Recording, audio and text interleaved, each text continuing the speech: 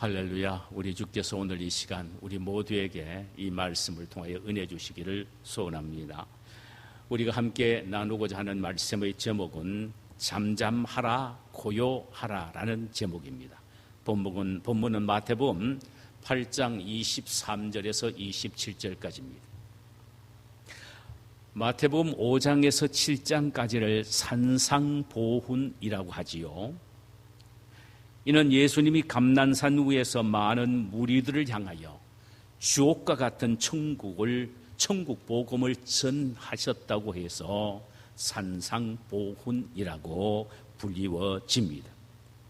그분은 천국에 대해서 말씀하시기를 천국은 하나님의 통치와 주권이 미치는 영역이라고 말을 했고, 천국의 소재는 사람의 마음이라고 말했으며, 천국을 소유한 천국 백성들의 삶의 원리는 빛과 소금처럼 남을 섬기며 사는 것임을 상세하고도 광범위하게 말씀을 하셨습니다.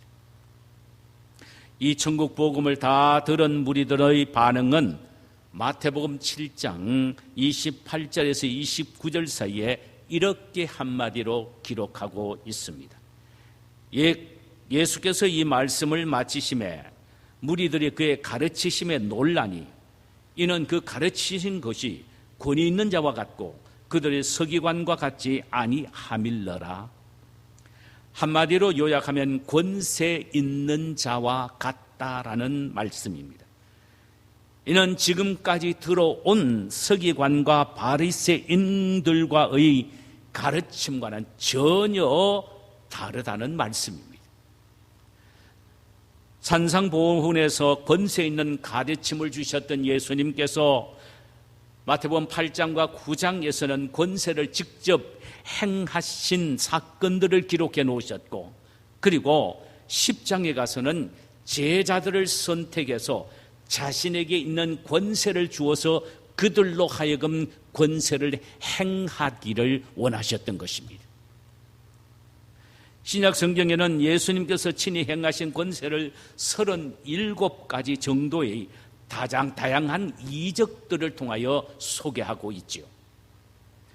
그것을 몇 가지 카테고리로 우리가 묶어서 한번 생각해 보면 이렇습니다. 하나는 자연 법칙들을 바꾸시는 사건입니다. 이는 풍랑을 잔잔케 하시는 일, 자연 법칙을 바꾸셨죠. 물리를 걸어가신 일 마찬가지입니다. 무화과 나무를 말라 죽게 하신 사건, 보리떡 5개와 물고기 2마리로 5,000명을 먹인 500여의 사건 등등, 이 모든 것들은 자연 질서를 바꾸신 이적들입니다. 이게 주님의 권세이죠. 또 하나는 육체의 악조건들을 바꾸시는 사건입니다. 이것은 육체적 질병을 고치신 사건을 의미합니다. 열병으로 죽어가던 베드로의 장모를 고치신 일, 12해를 혈우증으로 고통을 당했던 한 여인을 고치신 사건, 베스다 연못가에서 38년 된 병자를 일으키신 사건, 중풍병자를 고치시고 문둥병자를 낫게 하신 일 등등입니다. 이적 가운데 병든 자를 고친 사건이 가장 많이 소개되고 있는데, 무려 이적 가운데 75%가 질병을 고치신 사건들입니다. 마지막 하나는 생명의 법칙을 바꾸시는 일입니다. 생명의 법칙을 바꾸시는 일. 이는 죽은 자를 살리신 사건을 말합니다. 우리가 잘 압니다. 회당장 야루의 죽은 외동딸을 살리신 사건, 죽은 나인성 과부의 외아들을 살리신 일, 죽어 장사된 지 나흘이나 되어 시체가 부패되어 냄새가 났던 나사로를 살리신 일 등등입니다. 이것은 다 이적을 통하여 나타내 보이신 주님의 권세였습니다. 오늘 본문은 자연 법칙을 바꾸시는 이적 가운데 하나의 사건이지요.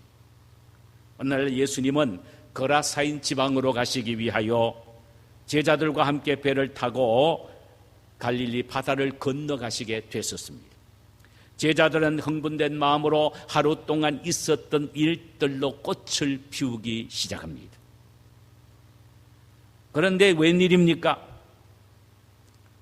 갑자기 바다에 풍랑이 일고 바람이 몰아치면서 배 안에 물이 가득하게 들어오기 시작합니다. 그런데 놀라운 것은 그 옆에 고물에, 영어성에서 스터런이라고 해서 고물에 예수님께서 주무시고 계신 겁니다. 그런데도 배 안에는 물이 가득하게 들어오니까 제자들은 그 물을 퍼내기 위하여 야단법석을 떱니다. 그래도 소용이 없었습니다.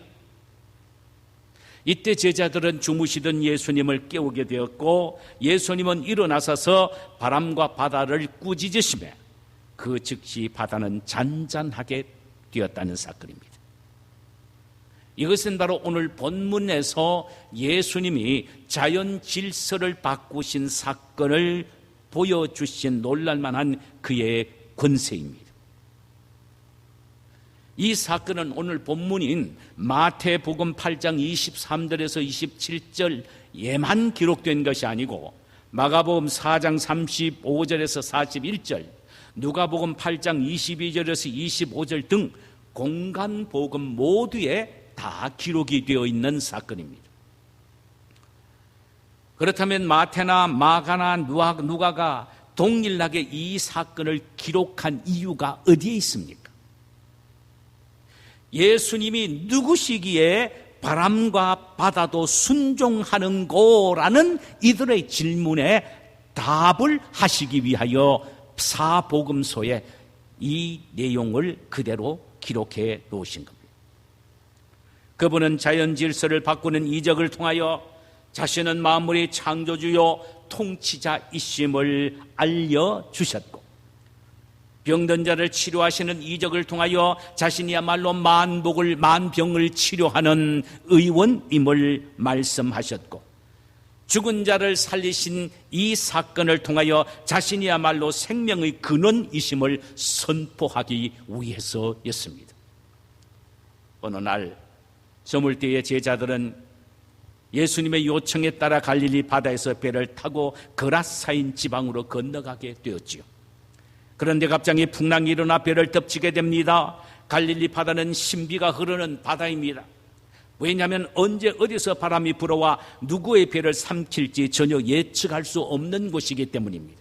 그러므로 갈릴리 바다에는 일기예보가 없습니다. 갑자기 불어닥치니까요. 그런 면에서 보면 갈릴리 바다는 우리의 인생을 상징할 수가 있습니다. 인생의 바다에는 일기예보가 없습니다. 갑자기 예고도 없이 인생의 풍랑이 우리에게 덮치게 된다는 말씀이죠. 본문에서 제자들이 풍랑을 만나 곤욕을 치르게 된 것은 배를 젓는 일의 초보라서가 아닙니다. 그들은 바다에서 잔뼈가 굵었고 어릴 때부터 배를 저으며 살아왔습니다. 그런데 그들은 지금 풍랑을 만난 것입니다. 여러분 기억하십시오. 인생의 풍랑은 인생 항해가 서툰 사람에게만 찾아오는 것이 아닙니다. 건강하던 사람도 질병으로 쓰러질 수가 있고, 노련한 경영가들도 사업에 실패할 수도 있으며, 능력 있는 신앙인들도 시험을 만나고 유혹을 받아 넘어질 수도 있다는 말씀입니다.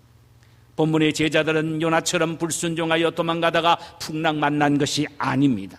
주님의 말씀에 순종하여 그라사인 지방으로 배를 타고 건너가다가 풍랑을 만난 것입니다. 우리는 여기서 중요한 사실 하나를 발견해야 합니다.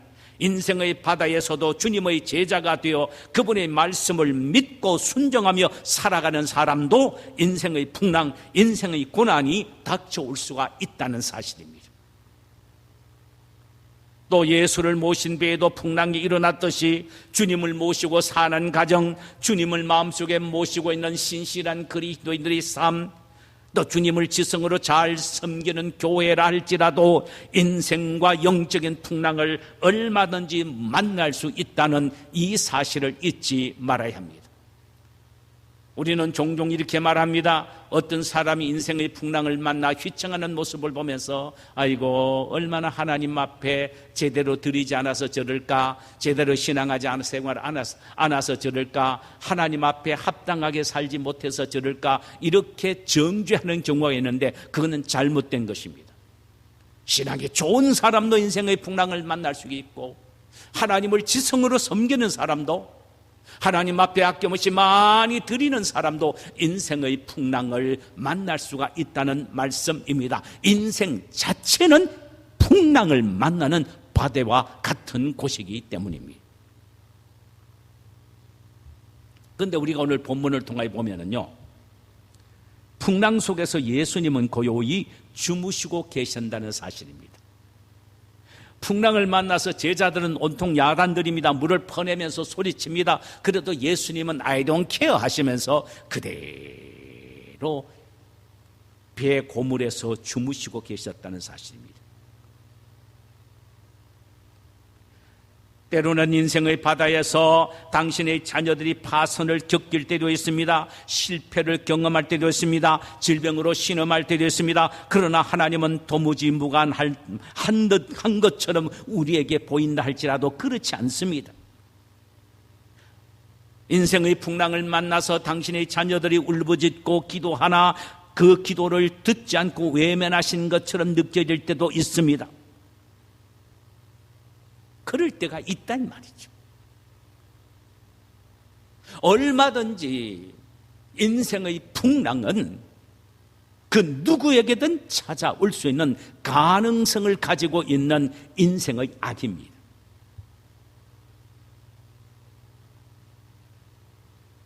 우리는 풍랑 앞에서 낙심하고 좌절하며 하나님을 원망하는 어리석은 자가 되지 말아야 합니다.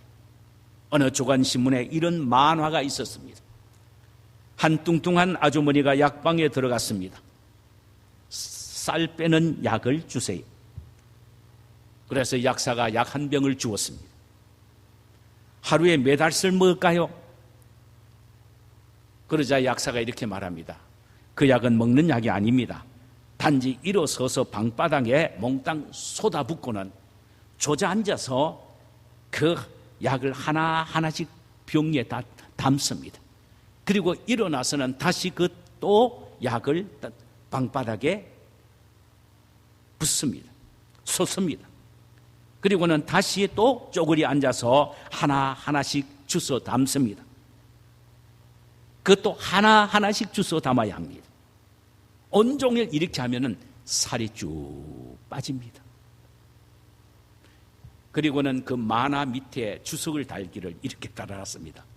약은 약사에게, 살은 각자 자기가 뺄 것. 실존주의자들이 볼 때는요, 내 인생의 문제는 내가 해결한다고 생각합니다. 그것은 문제 해결의 정답이 아닙니다. 자기 자신 하나 가누지 못하는 인간이 자신의 문제를 스스로 해결한다고요? 어림없는 일이죠. 오늘 본문의 제자들을 보십시오. 처음에는 자신들이 풍랑을 헤쳐나가기 위해 노력합니다. 그래서 좀 더 숙달된 사람이 배의 키를 잡고 움직여 보기도 합니다. 나머지 사람은 배 속에 들어온 물을 퍼내기 위하여 온통 야단들입니다. 그래도 문제는 해결되지 않습니다. 그제서야 그 문제를 가지고 주님께 찾아왔습니다. 선생님, 우리가 죽게 된 것을 돌아보시지 않습니까? 그러면서 주무시는 주님을 깨워 구원을 요청한 것입니다. 제자들이 깨워 일어나신 예수님은 바람을 꾸짖어 잔잔하게 하셨습니다. 자연을 만드시고 풍랑을 만드신 그분만이 풍랑을 잔잔할 수 있게 하실 수 있기 때문입니다. 인생의 모든 문제의 해결은 예수님에게 있다는 의미입니다. 그분에게 찾아와서 주여 구원하소서 내가 죽게 되었나이다라고 소리쳐야 합니다. 그것이 문제 해결의 열쇠이란 말씀입니다. 여러분, 응답은 주님의 몫이나 믿음으로 부르짖는 것은 바로 나의 책임입니다. 그래서 병행 구절인 누가복음 8장 25절에서는 자기들의 힘으로는 풍랑을 이겨내지 못하고 이리저리 좌충우돌하며 아비규환을 이루고 있는 제자들을 바라보시면서 예수님이 하신 말씀이 기가 막힌 말씀이 나옵니다. Where is your faith? 너의 믿음이 어디 있느냐? 네가 가지고 있던 믿음 도대체 어디다 두었느냐? 원 의미는 이것입니다.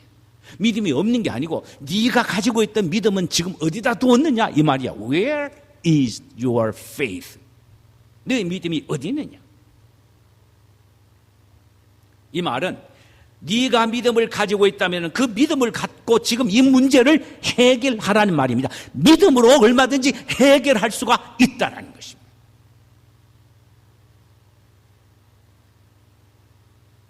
그런데 많은 사람들은 자신의 인생의 풍랑 앞에서 주님을 찾는 믿음으로 해결하지 않고 두려워하고 절망하고 있다는 사실입니다. 그래서 제자들처럼 어찌하여 이렇게 무서워하느냐, 너희가 어찌 믿음이 없느냐라는 책망을 면할 길이 없다라는 사실입니다. 오늘 본문을 통하여 발견하게 되는 또 하나는 예수님은 어찌 이 풍랑 속에서 주무실 수 있었단 말입니까? 참 놀라운 일입니다. 비바람 가운데서도 편히 주무시는 예수님의 그 믿음 속에 우리가 놀라워하지 아니할 수가 없습니다. 신구약 성경 전체를 봐도 하나님이 주무셨다라는 성경 구절은 하나도 없습니다. 신약에 와서 예수님이 주무셨단 말은 오늘 본문에 소개되어 있는 이 한 곳뿐입니다.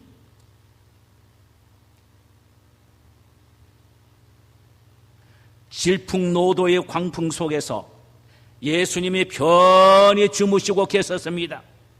기억하세요. 예수님이 계신 곳은 고대 광실도 아닙니다. 주위에는 잔잔하고 또한 시끄러움이 없고 아늑한 그런 분위기 속에서 잠자는 게 아닙니다. 노도 광풍 속에서 예수님은 지금 친히 편히 주무시고 계셨습니다.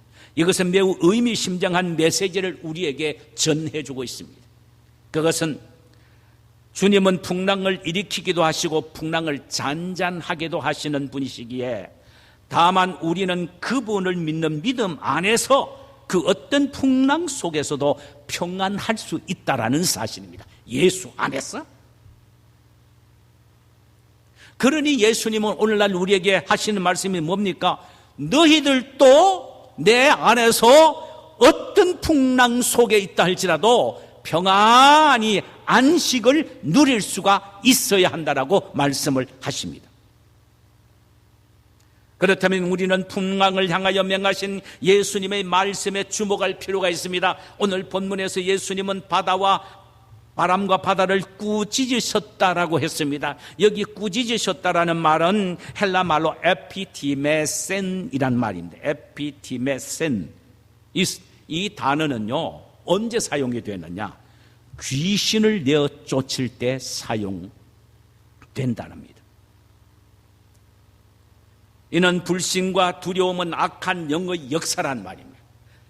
우리가 삶의 어려운 환경을 만나고 고통스러운 일을 우리가 당하게 될 때에 마음속에 두려움이 생기고 공포가 생겨서 어찌할 줄 모르게 만드는 것은 자연적인 감정의 표현이 아니라 사탄의 역사라는 사실이죠.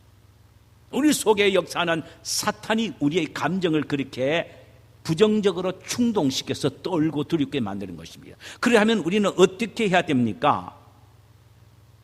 예수 그리스도의 이름으로 사탄을 꾸짖듯 우리 속에 두려움과 공포 등을 꾸짖어야 한다는 말씀입니다. 마치 사탄을 꾸짖고 내어 쫓듯 우리의 두려움을 주는 환경과 어려움과 고통들을 예수 그리스도의 이름으로 축사해야 합니다. 이것이 바로 내 믿음이 어디 있느냐라는 것에 대한 대답입니다. 네 삶 속에서 그 믿음을 활용하라는 것입니다. 두려운 마음이 생기느냐? 사탄을 꾸짖듯 활용해라, 그 믿음으로. 공포의 마음이 생기느냐? 낙심하고 좌절하는 마음이 생기느냐?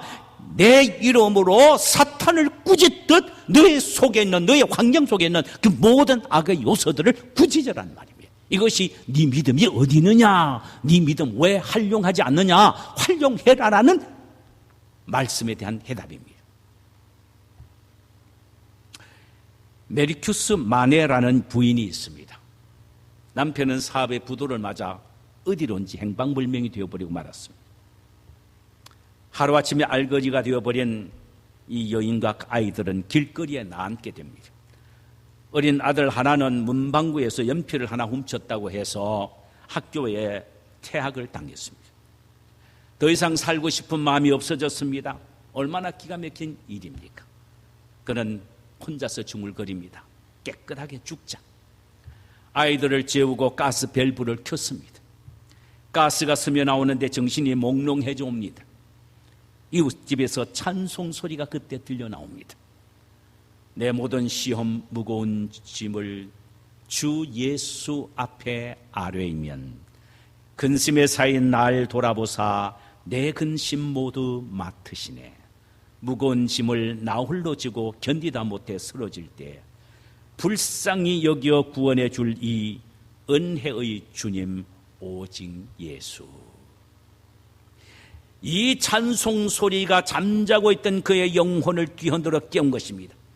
그 부인은 그 찬송 속에서 너는 내 모든 시험 무거운 짐을 왜 나에게 맡기지 아니하느냐, 교회 다닌다고 하면서 형식적으로 믿음 없이 다니고 있느냐라는 주님의 음성을 듣게 됩니다.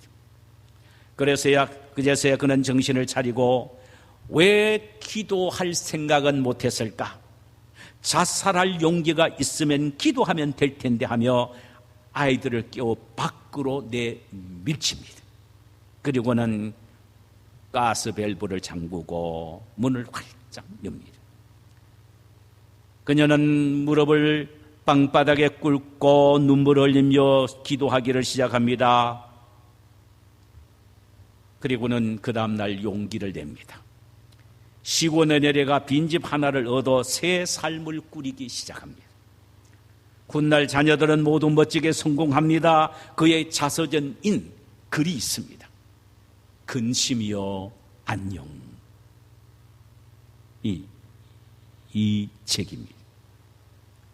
그 책의 마지막 부분에서 그는 이렇게 말합니다. 죽을 수 있는 용기를 가진 자들이여, 하나님 앞에 기도할 수 있는 용기로 바꾸십시오. 100번의 탄식보다 단 한 번의 기도가 당신에게 기적을 가져다 줄 것이며 100번의 절망보다 단 한 번의 믿음이 당신의 운명을 바꾸어 줄 것입니다. 어리석은 사람들은 어려움과 인생의 풍랑에 부딪힐 때마다 왜 내가 이런 일을 당해야 하는가 이유를 캐묻고 다닙니다. 그러나 오늘 본문에서는 제자들이 갈릴리 바다 가운데서 왜 그런 풍랑을 만났는가에 대해서는 전혀 말하지 않고 침묵합니다. 대신 오늘 본문을 통하여 다음과 같은 사실을 그들은 우리에게 말씀하고 있다는 사실입니다. 첫째로 그 시련, 풍랑의 자리에 혼자만 있는 것이 아니라 예수님이 함께 동행하신다라는 이 메시지입니다. 예수님께서 너희들이 시련을 당할 때에, 고독한 인생을 걸어갈 때에 그와 같이 내가 너희들을 버려두지 않는다. 비록 침묵하고 주무시는 것처럼 보여지지만 주님은 결코 너희들을 혼자 내버려 두지 않는다. 대신 늘 동행하신다는 것입니다. 그렇습니다. 주님은 우리 인생의 항로에 동행하십니다. 우리 고난의 배후에 동승하고 계십니다. 뿐만 아니라 인생의 배에, 항해에 그분은 캡틴이 돼서, 선장이 되어서 배를 이끌어 가십니다. 아멘. 두 번째로, 예수님이 내 인생의 선장이 되시면 거친 인생의 바다라도 평안하다라는 것입니다.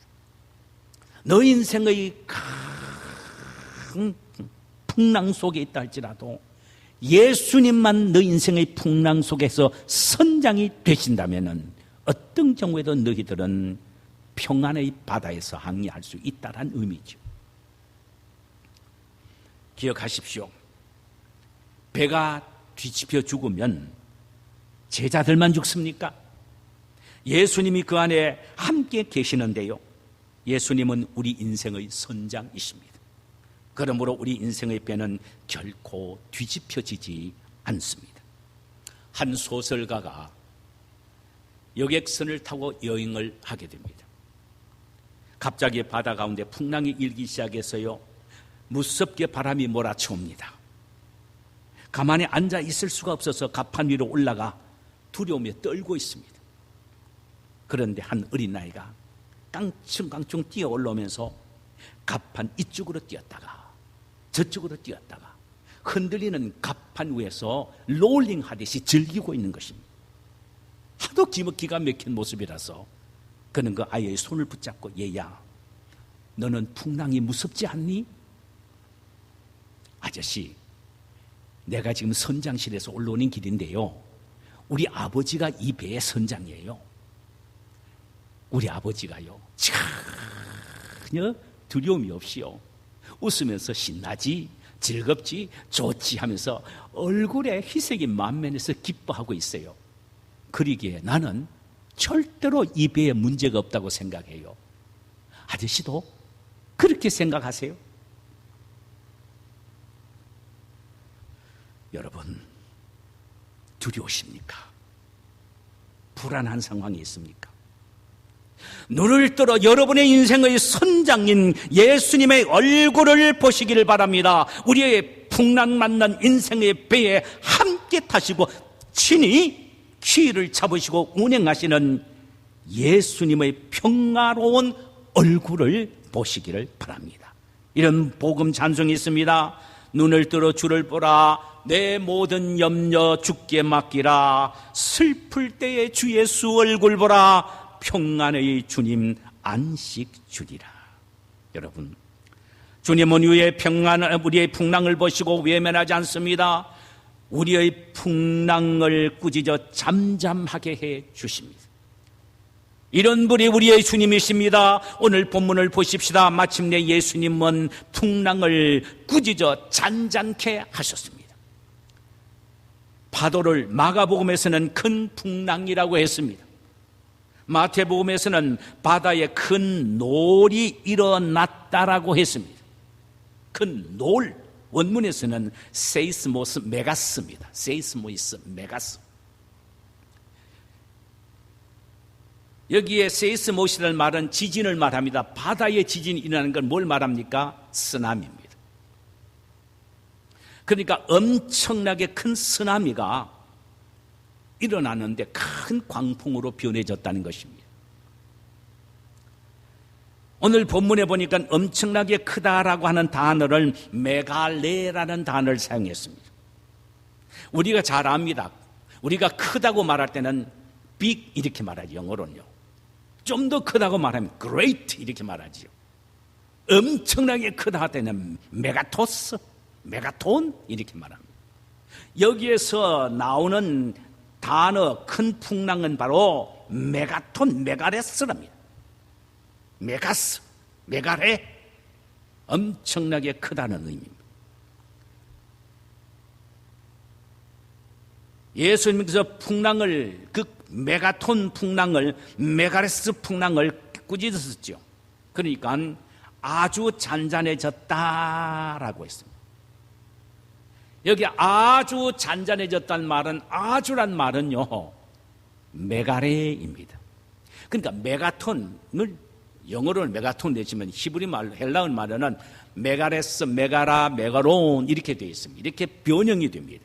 그 다 이건 크다는 말입니다. 마가복음 4장 41절에 보면은 예수님이 행하신 이 기적들을 바라보고 제자들이 심히 두려워했다 그랬습니다. 심이란 말은 메가톤급의 두려움을 말합니다. 메가레입니다. 메가레. 자, 그렇다면은 보세요. 메가톤급의 광풍을 예수께서 꾸짖으시니 메가톤급의 고요가 흘러 넘쳤고, 그 엄청난 사건들을 바라보고 제자들은 메가톤급 감격과 경외감을 예수님에게 갖게 되었다 이 말이죠. 사랑하는 여러분, 광풍이 클수록 고요도 클 것입니다. 큰 광풍을 꾸짖으시니 아주 잔잔해진 것입니다. 메가레스의 광풍을 꾸짖으시니 아주 메가라의 잔잔해진 광풍이 되어버렸습니다. 여러분, 아픔이 클수록 더욱 큰 은혜의 능력을 체험하게 됩니다. 믿음은 능력입니다. 믿음이 크면 더 큰 역사를 나타낼 수가 있습니다. 우리가 잘 압니다. 전쟁의 승패는 숫자나 무기에 따라서만 결판이 나는 것은 아닙니다. 뜻밖의 편이 승리할 때가 있습니다. 우리가 압니다. 기드온 300명 용사가 미디안의 수십만을 무찔렀습니다. 군대에도 숫자나 장비를 초월하는 사기가 있다는 사실을 알아야 합니다.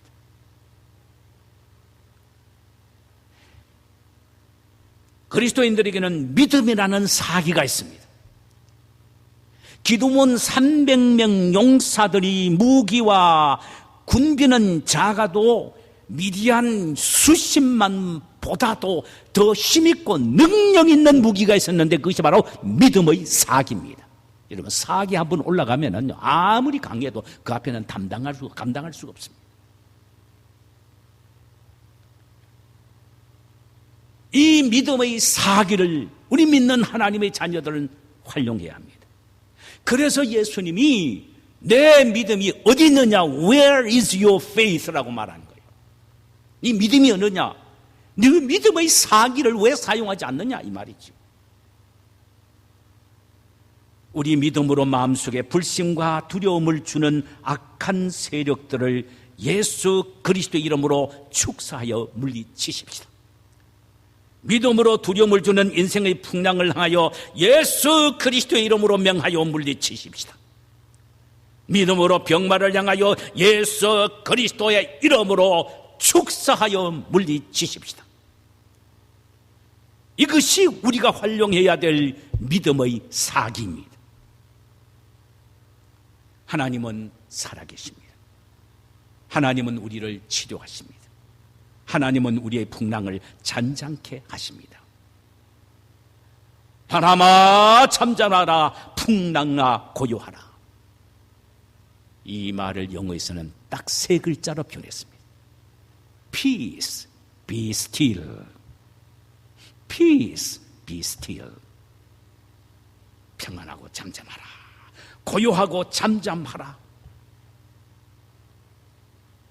풍랑을 잠잠케 하고 바다를 고요케 하는 이런 기적의 역사가 오늘 우리의 믿음 앞에도 일어나는 역사가 있기를 주님의 이름으로 축원합니다.